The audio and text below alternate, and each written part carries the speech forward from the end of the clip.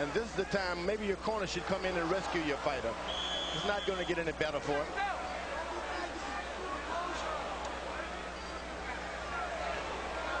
I have an old warrior that's taking a beating like that, and he doesn't show me anything this round. I'm going to throw the towel in myself. I'm going to keep him on the stool.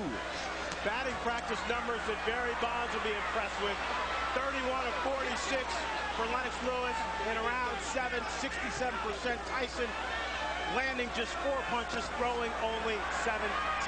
Tyson told his corner he'd had enough. I believe, George, you're right. He might have been looking to end the fight on his stool. He seems virtually useless now, just taking punishment, maybe looking and hoping to bait Lewis into one punch. Yeah, I would give him the alternative. Look, Tyson, you put up this round or I'm going to stop the fight. I'm not just going to let your brains get beaten out doing nothing. Mike Tyson's stock is falling faster than Enron. Oh, good right hand by Mike Tyson. If you don't finish your guy out, that's what you can expect. You're not doing anything to him, so he'll do something to you. There's another good right hand. And I mean, he's aiming to come back on that right hand on top. Tyson knows he needs a knockout to win. He's never had a knockout past the 7th round. Lennox-Lewis tripling Mike Tyson with a big uppercut, and Eddie Cotton separates the fighter. He's called it a knockdown, thinking that Tyson's knee touched the canvas. I'm not sure I saw that. I don't think I did either, Larry. Lewis unloaded.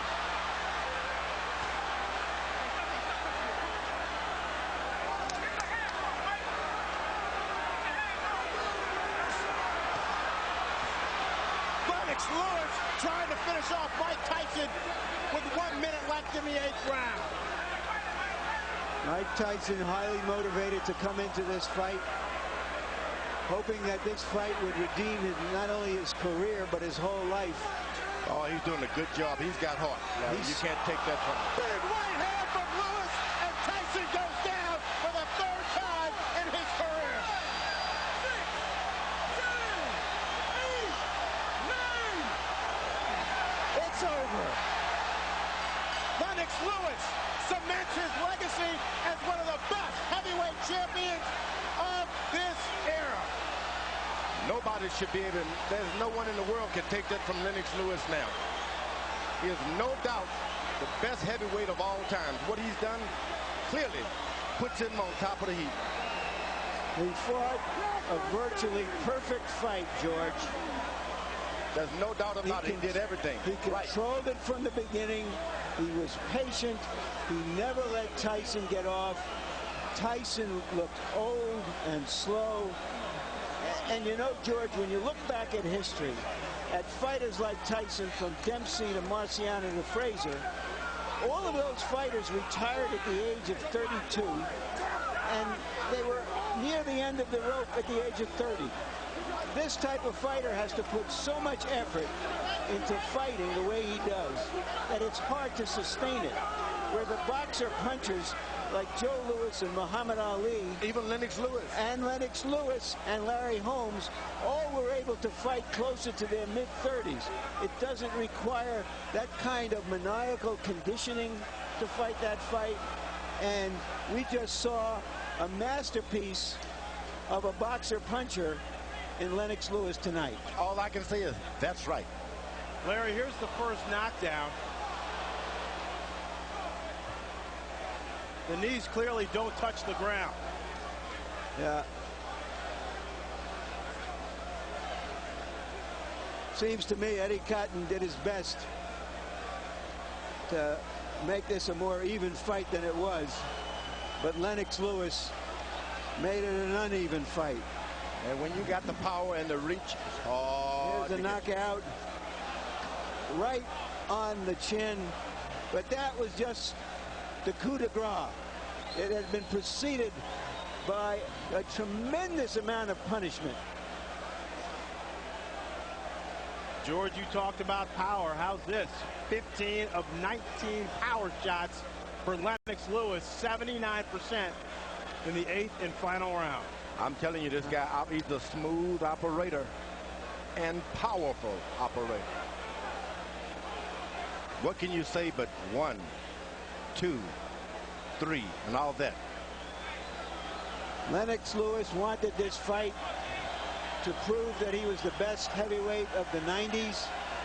This, in effect, was the last big fight of the 20th century. Let's send it into the ring now for the official particulars.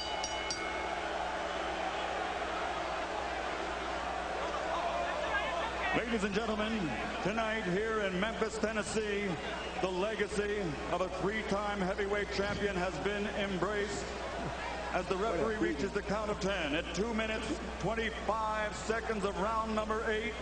The winner by knockout victory and still the undisputed heavyweight champion of the world, the pride of Great Britain, Lennox-Lewis.